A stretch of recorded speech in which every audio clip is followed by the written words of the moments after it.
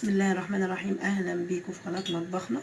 والنهارده ان شاء الله هنعمل الصدق، اكله جميله وسهله وبسيطه ومكوناتها سهله. لنص كيلو صدق، توم مهروس، معلقه صغيره فلفل، بابريكا، بهارات لحمه، فلفل اسمر وملح وبقدونس وبصل وعصير طماطم.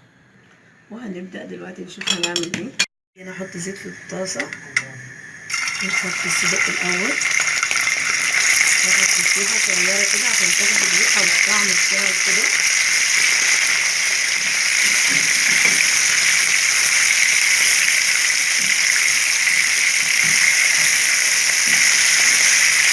متشوحين كده من غير اي حاجه خالص. ودلوقتي بعد ما تشوح اهو، ياخد حبه كده زي 3 دقايق كده تقلبي فيه. طلعيه كده من الطاسه اهو، صفي الزيت، طلعيه كده في طبق. بعد كده في نفس الطاسه هنضيف رغيفين البصل،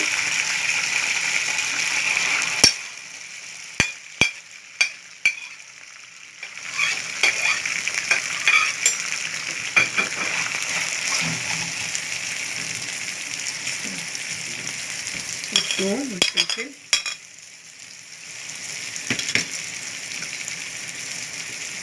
والبهارات والملح. هنقلبهم برضو مع بعض، هنقلبهم حبة في الزيت كده ونكمل ان شاء الله. ودلوقتي بعد البصل والفلفل ما دبل هنحط عصير الطماطم. الطماطم انا ضرباها في الخلاط مش مصفياها، لا ممكن تتقطع كمان مكعبات وتتحط كده برضه هتبقى حلوه. بس هتغلي حبه ونرجع برضه نضيف باقي المكونات. كده كفايه، الطماطم اخدت كام غلوه كده. هنضيف بقى البقدونس والصدق